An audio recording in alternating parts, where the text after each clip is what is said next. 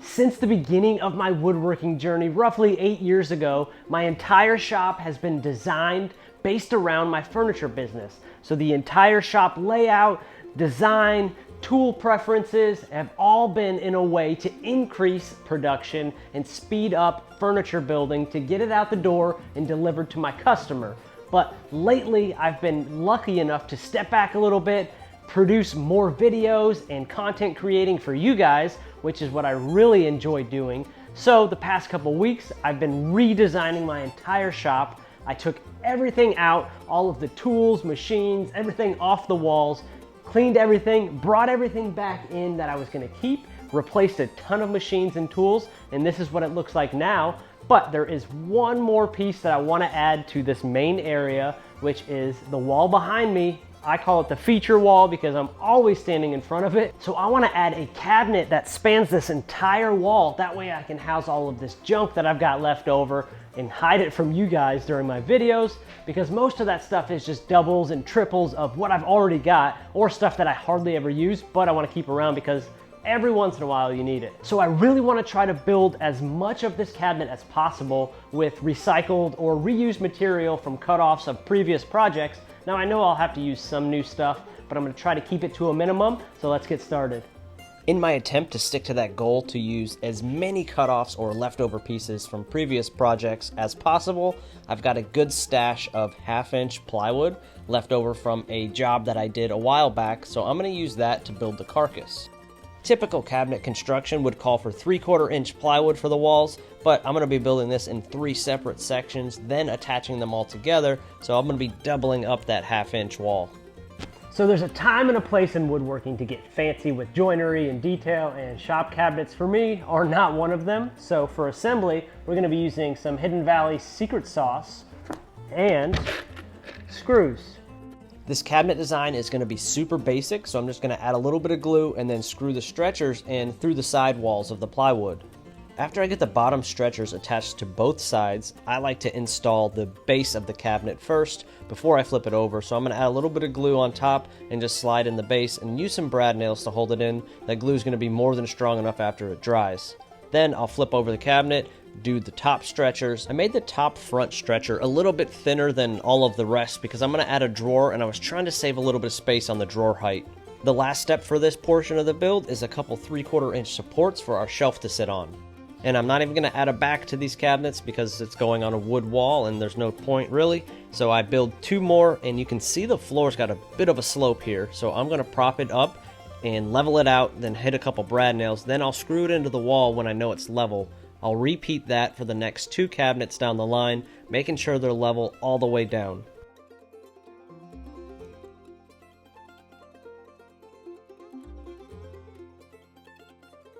So just in case you were sleeping and weren't paying attention the past few minutes, there's quite the slope in the floor from one end to the other. That's because this building used to be an old horse barn, and this used to be horse stalls that they were able to wash out with a hose. So you didn't want the floor to be nice and flat, you wanted the water to wash away.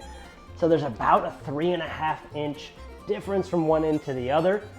I'm gonna put some blocking underneath those, and then with our face frame, hopefully be able to cover all that up. I don't want the grain pattern on our face frame to look like it's going downhill, so what I'm gonna do is use one continuous piece, measure the height of each side, and then mark it, draw a straight line, then head over to the track saw and cut a nice straight line with that. This track saw is brand new. This is literally the first cut that I've ever made with it, and I have to say it cuts super smooth, rides really nice on the track, and all of the knobs and adjustments are super user friendly, so I would definitely recommend this one if you're in the market for a track saw. After getting this bottom section of the face frame cut, I'm not gonna lie, I was a little bit nervous by how much of a difference there was in height from one side to the other. But at this point, it's kind of one of those it is what it is situations, and I'm really hoping after the rest of the face frame and the doors and drawers are in place, that'll even everything out and it won't look so weird. In a normal situation, I would probably assemble this face frame as one piece using glue and pocket holes from the back side. That way when I build it separate, I can ensure that it's nice and square, but I think in this instance, we're not gonna get perfect squareness, so I would just be kicking myself in the butt later on down the road. And again, it's just a shop cabinet, so I have to keep telling myself that. So the only parts of this face frame that I will be using pocket holes on are the ones that I can't attach using brad nails. So that's going to be the piece that's right underneath the drawer, as well as the divider in between the doors. So at this point, I'm a little bit relieved because I'm starting to see with all of these level and straight lines with this face frame that bottom section doesn't look too out of place anymore. Doesn't really catch your eye, and I know after these doors are on, you're not going to notice a difference. Face frame is done, and now we're going to let this sit a little bit, let that glue dry, and we're going to head over and start working on the doors. I'm going to run the rails and stiles through the jointer just a couple passes to make sure everything's square before we head over to the router table, and we're just going with basic shaker style doors for this cabinet. This router bit set that I have here for the shaker style doors is probably the best set that I've ever had. I've had it for about 3 years. It's from a company called Whiteside. I'll leave the link to this in the description below, along with all of the other tools that I used in this video. And just like the face frame, I just used poplar for the rails and stiles, and then for the panels we're going to use 1/4 inch birch plywood. I've been building cabinet doors for about 8 years now, and every once in a while I'll make this same mistake. I don't know why I do it. I never claimed that I was a mathematician, but I will only cut enough pieces for half as many doors that I need, so then I end up having to repeat that entire door process over again. I'm going to leave those doors in the clamps to give that glue some time to dry overnight, so I'll head back over, sand down the face frame, and get everything nice and smooth. As you can see, I also added the drawers up top. The following morning, I came back in, sanded down the doors, and got them all nice and crispy looking before I hung them, making sure everything's nice and level and lines up properly. I'm not going to be adding any type of handle or knobs to these doors or even the drawers up top. I've noticed in the past, walking by cabinets with drawers or doors in the shop, my clothing catches on them, and I'm really not going to be using them too often. They're more of a storage cabinet. And with that, the base cabinet is complete. Time to move on to the countertop. I think I'm going to build like a butcher block style top out of all of these leftover ash scraps that I've got from previous table projects. So I've got a bunch right here piled up, and then, oh, I forgot all about that thing. Ooh, maybe having a change of plans here if this thing is wide enough. Well, yes, that'll work.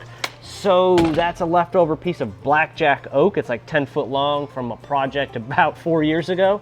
I think I'm going to pull that out and see if we can use that instead. If you've never heard of blackjack oak before, well, don't feel bad because it's not a highly sought after wood, especially for furniture building. One of the main reasons is because it's a smaller tree, so it has a lot of lower branches, giving it a lot more knots in the wood, and knots aren't typically welcomed in the fine woodworking industry. But I happen to love how the knots add individual character to each piece.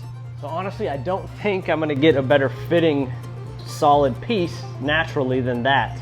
I mean, it fits wall to wall. There's a little gap on the back, but I'm not too concerned about it because it's a shop cabinet and I've had this piece for 4 years, so I think it was meant to be. Because blackjack oak is such a dense wood, it produces a super hot flame when it's burned, which is why it's used more commonly in the barbecue world. And early Native American tribes used the bark from the tree for medicinal purposes to help treat dysentery. And more specifically, the Choctaw actually used blackjack oak as medicine to help aid in childbirth. Blackjack oak can be found throughout most of the eastern United States and even as far west as Texas. So since this piece is so long, running it through the planer actually left some lines in it, you can see. So I'm gonna try to knock those out first with a 100 grit sanding disc on the sander. And then we're gonna move up from there, 120, 180, 220, and probably call it quits after 220.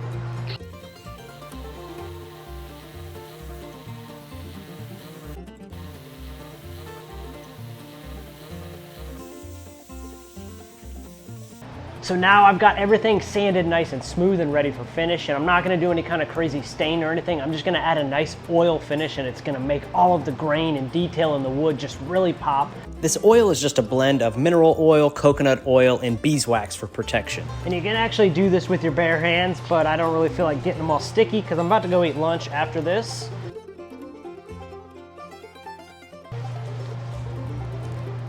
All right, I guess I'm going gloveless. This oil really shows you how much beauty this wood actually possesses. And if you look really close, you can see all of these little black specks throughout the entire log. Those were actually caused from some type of wood-boring insect, which was probably the reason for this tree's demise. But I'll gladly give it a new home in my workshop.